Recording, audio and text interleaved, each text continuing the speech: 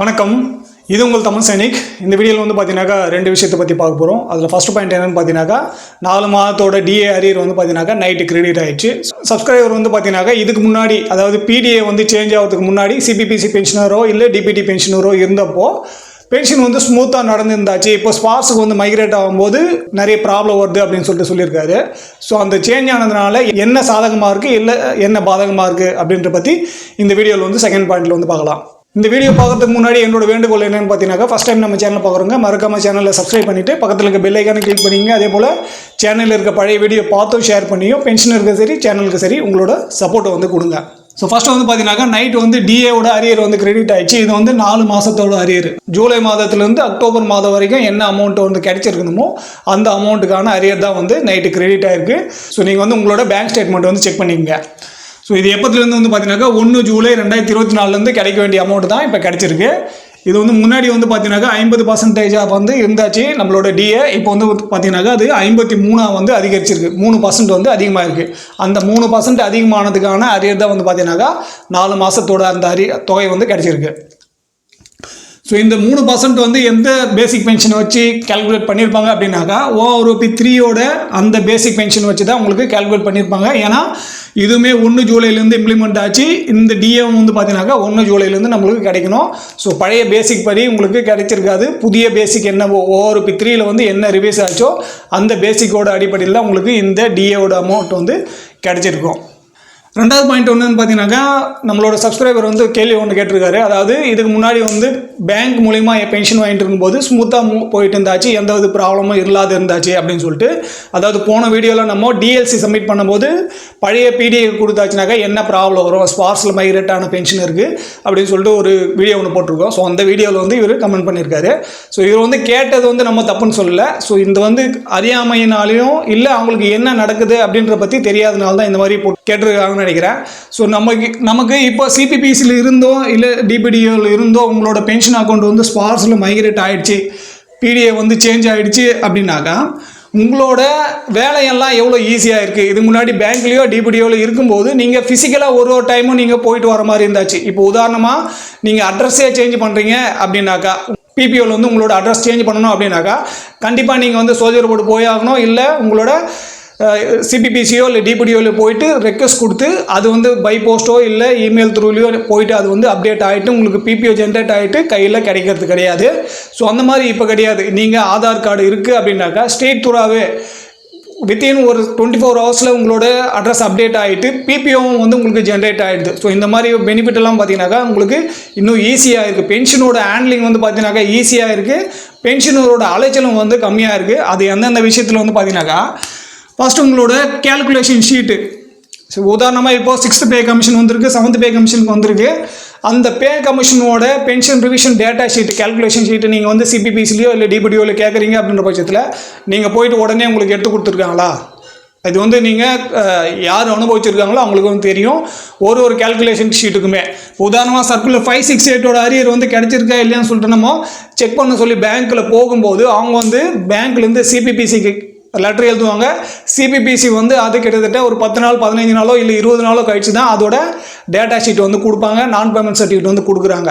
So அந்த மாதிரி உங்களோட ப்ராசஸ் வந்து பார்த்தீங்கன்னாக்கா லென்த் ஆகுது. ஒரு விஷயத்துக்கும் நீங்கள் கிட்டத்தட்ட 15 நாள்லேருந்து 20 நாள் அலைச்சல் வந்து இருக்குது. கேல்குலேஷனோட டேட்டா ஷீட்டு உங்களுக்கு அரியர் கிடைக்குது அப்படின்னாக்கா அந்த அரியருக்கான டேட்டா கேல்குலேஷன் வந்து எப்படி பண்ணாங்க அப்படின்ற அந்த டேட்டா ஷீட் உங்களுக்கு கிடைச்சா தானே கேல்குலேஷன் வந்து சரியாக போட்டிருக்காங்களா இல்லை தப்பாக போட்டிருக்காங்கன்னு சொல்லிட்டு உங்களுக்கு தெரியும்.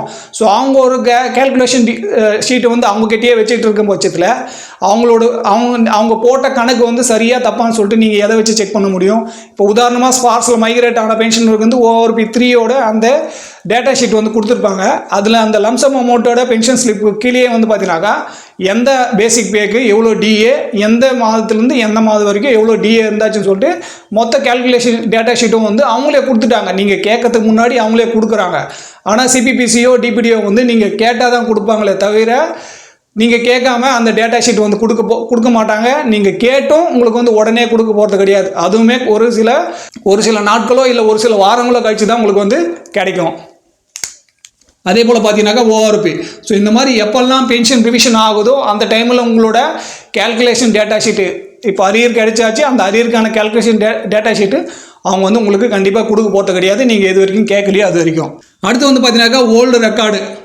உதாரணமாக என்ஆர்எஸ் ரேட்டில் வந்து ஃபேமிலி பென்ஷன் வந்து உங்களுக்கு கிடைச்சிருக்கணும். என்ஆர்எஸ் ரேட்டில் கிடைக்கல, நார்மல் ரேட்டில் வந்து பென்ஷன் கிடைச்சிருக்கு அப்படின்னாக்கா, இப்போ 2006 ஒருத்தர் வந்து பென்ஷன் இறந்துட்டாரு அப்படின்னாக்கா, அந்த ஃபேமிலி பென்ஷனுக்கு என்ஆர்எஸ் ரேட்டில் ஸ்டார்ட் ஆச்சா இல்லை நார்மல் ரேட்டில் ஸ்டார்ட் ஆச்சான்னு சொல்லிட்டு அவங்களோட பிபிஓ வச்சு செக் பண்ண முடியும். பிபிஓவில் வந்து கிளியராக இல்லை அப்படின்ற பட்சத்தில் நீங்கள் எதை வச்சு செக் பண்ணுவீங்க? உங்களோட பேங்க் ஸ்டேட்மெண்ட்டு. அந்த டைமில் பாஸ்புக்கில் தான் இருந்திருக்கும். ஆன்லைன் பேங்கிங் இல்லாதனால உங்களோட பாஸ்புக்கும் இல்லை, உங்களோட பிபிஓவும் இல்லை அப்படின்ற பட்சத்தில் நீங்கள் பேங்க்கில் போயிட்டு கேட்கும்போது உங்களுக்கு சரியான டேட்டா கொடுத்துருவாங்களா? ஸோ இந்த மாதிரி நீங்கள் ஸ்பான்சர் இருக்கீங்க அப்படின்னாக்கா உங்களோட பிபிஓ வந்து எப்போனாலும் எடுத்துக்கலாம். நீங்கள் கஸ்டமர் கேருக்கு கால் பண்ணி என்னோட பென்ஷன் வந்து இந்த மாதிரி என்ஆர்எஸ் ரேட்டில் இருக்கா இல்லை நார்மல் ரேட் இருக்கான்னு சொல்லிட்டு கன்ஃபார்ம் பண்ணிக்கலாம். அப்படி இல்லைனாலும் உங்களோட பென்ஷன் ஸ்லிப் வந்து டவுன்லோட் பண்ணிக்கலாம். இப்போ 2024 ஒருத்தருக்கு வந்து ஃபேமிலி பென்ஷன் ஸ்டார்ட் ஆகுது அப்படின்னாக்கா இவங்க வந்து 2030 சரி இல்லை 2035 சரி உங்களோட பென்ஷன் ஸ்லிப்பு இங்கே போயிட்டு எடுத்துக்கலாம். ஏன்னா இது ரெக்கார்டு அவங்களோட ப்ரொஃபைலில் அப்படியே தான் இருக்க போகுது. அப்படி இல்லைனாலும் இவங்க ஒரு மாதத்துக்கான பென்ஷன் ஸ்லிப் டவுன்லோட் பண்ணிவிட்டு அவங்களோட மொபைல்லையோ இல்லை அவங்களோட கம்ப்யூட்டர்லையோ இல்லை மெமரி கார்ட்லையோ இல்லை ஏதோ ஒரு ஸ்டோரேஜில் அவங்க வந்து ஸ்டோர் பண்ணி வச்சுக்கலாம். வெறும் 30 KB 40 KBயில் வந்து அதிகப்படியான ஸ்டோரேஜ் வந்து பிடிக்க போகிறதில்ல. ஸோ இந்த மாதிரி உங்களோட டேட்டாவை உங்களோட பர்சனல் டாக்குமெண்ட்டை வந்து நீங்கள் சேவ் பண்ணி வச்சுக்கலாம். அதுவும் வந்து பார்த்தீங்கன்னாக்கா ஃப்ரீயாகவே கிடைக்குது, ஈஸியாகவும் கிடைக்குது. ஸோ இது வந்து பார்த்தீங்கன்னாக்கா பென்ஷன் சம்மந்தமான ஓல்டு ரெக்கார்டாக இருந்தாலும் சரி இல்லை பென்ஷன் ரிவிஷன் சம்மந்தமான ரெக்கார்டாக இருந்தாலும் சரி உங்களுக்கு அது வந்து சரியான முறையில் வந்து கிடைக்காது. நீங்கள் கேட்டாலுமே உங்கள்கிட்ட வந்து பார்த்தீங்கன்னாக்கா ரிப்ளையுமே இருக்காது. அடுத்து வந்து பார்த்தீங்கன்னாக்கா 24/7 சர்வீஸ் உங்களுக்கு கிடைக்கும். 24 மணி நேரமும் வாரத்தில் 7 நாளும் உங்களுக்கு வந்து சர்வீஸ் கிடைக்கும். எப்போ சர்வர் டவுனாக இருக்கோ அந்த டைமில் தான் உங்களோட ஸ்பார்ஸ் லாகின் பண்ண முடியாது.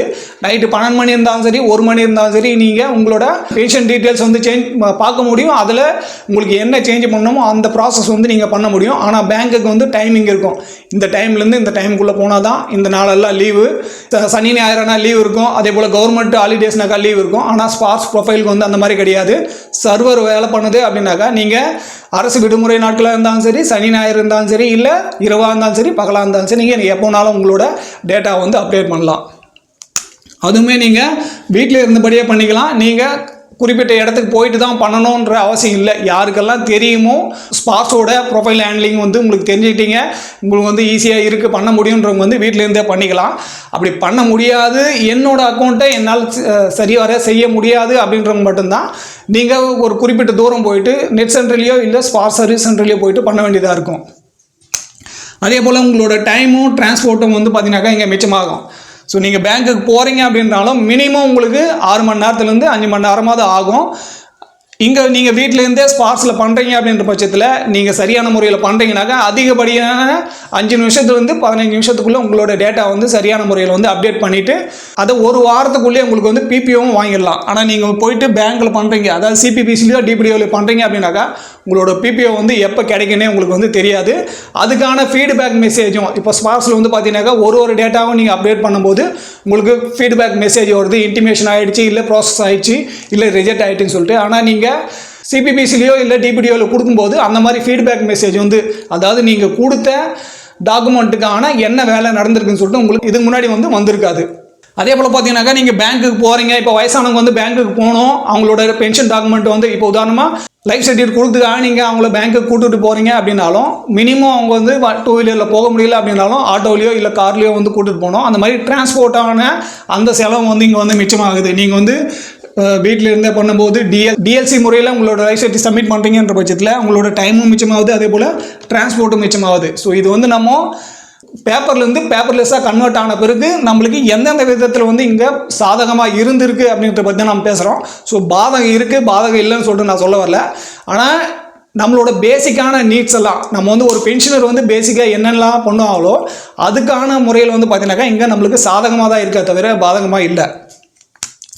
அடுத்து வந்து பார்த்தீங்கன்னாக்கா ஒரு பென்ஷனர் வந்து இறந்துட்டாரு, ஃபேமிலி பென்ஷன் ஸ்டார்ட் பண்ண போகிறீங்க அப்படின்னாலும் உங்களோட பென்ஷன் ஸ்டார்டிங் வந்து பார்த்தீங்கன்னாக்கா அதிகப்படியான நாளே வந்து பார்த்தீங்கன்னாக்கா உங்களுக்கு 1 வாரம் தான். நான் வந்து சொல்கிறதே வந்து அதிகமான நாட்கள் தான்.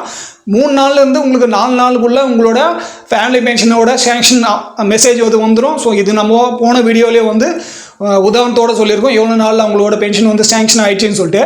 ஸோ பென்ஷனர் இறந்துட்டாரு, ஃபேமிலி பென்ஷன் ஸ்டார்ட் பண்ண போகிறீங்க, அதோட ப்ராசஸும் சரி டாக்குமெண்டேஷன் சரி பார்த்தீங்கன்னாக்கா உங்களோட டெத் சர்டிஃபிகேட் கிடைச்சி நீங்கள் அப்ளை பண்ணி 3 நாள் இல்லை 4 நாளுக்குள்ளே உங்களோட சேங்ஷன் மெசேஜ் வந்துடும்.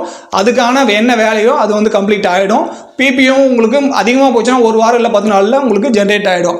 ஸோ இந்த மாதிரி இதுக்கு முன்னாடி அதாவது பென்ஷனர் இறந்துட்டாரு, ஃபேமிலி பென்ஷன் வாங்க போகிறீங்க அப்படின்னாலும் மினிமம் 3 மாதத்துக்கு முன்னாடி நீங்கள் வந்து பென்ஷன் வாங்கியிருக்க மாட்டீங்க. அது யாரும் வந்து ஃபேமிலி பென்ஷன் வாங்கிட்டு இருக்காங்களோ இன்னைக்கு டேட்டில் அவங்களுக்கு தெரிஞ்சிருக்கும். ஸ்பார்ஸ் வரதுக்கு முன்னாடி யாரெல்லாம் ஃபேமிலி பென்ஷன் அப்ளை பண்ணி பென்ஷன் வாங்கினவங்களும் வந்து தெரிஞ்சிருக்கும் எவ்வளோ நாள் கழிச்சு அவங்க வந்து பென்ஷன் வாங்கினாங்க, அதாவது பென்ஷனர் இறந்து எவ்வளோ நாள் கழிச்சு அவங்க வந்து பென்ஷன் வாங்கினாங்கன்னு சொல்லிட்டு. ஸோ அந்த மாதிரி உங்களுக்கு சரியான முறையில் நீங்கள் எதையுமே யூஸ் பண்ணுறீங்க, உபயோகப்படுத்துகிறீங்க அப்படின்ற பட்சத்தில் உங்களுக்கு சில நன்மை வந்து நிறைய இருக்குது. நீங்கள் வந்து தவறான முறையில் ஒரு சிலரெல்லாம் அதை வந்து பயன்படுத்துகிறாங்க, இல்லை நீங்கள் பண்ணுறதுக்கு வந்து கஷ்டப்படுறீங்க அப்படின்றதுனால அது வந்து பாதகமாக அமைப்போறதில்ல. உங்களோட பென்ஷன் சம்மந்தமான விஷயங்களை வந்து நீங்கள் எவ்வளோ தேடி கற்றுக்குறீங்களோ இல்லை அது எந்த முறையில் நீங்கள் வந்து ஹேண்டில் பண்ணுறீங்களோ அவ்வளோக்கு அவ்வளோ அது வந்து பார்த்தீங்கன்னாக்கா ஈஸியாகவும் இருக்கும், அதே போல் பாதுகாப்பாகவும் இருக்கும். ஸோ நீங்கள் உங்களோட பென்ஷன் அக்கௌண்ட்டை எது வரைக்கும் ஹேண்டில் பண்ணுறீங்களோ அது வரைக்கும் இதில் வந்து எந்த ஒரு பாதகமும் வரப்போறதில்ல. ஸோ இந்த வீடியோ மூலிமா நான் உங்களுக்கு என்ன சொல்ல முயற்சி பண்ணணும், அது உங்களுக்கு பிடிச்சிருந்தாக்கா வீடியோவை லைக் பண்ணுங்கள்.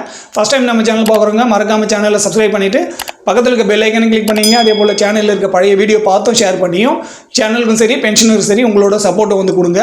இந்த வீடியோ கடைசி வரைக்கும் பார்த்துக்கு நன்றி. இதே போல் இன்னொரு வீடியோவில் மீண்டும் சந்திக்கலாம். நன்றி, வணக்கம்.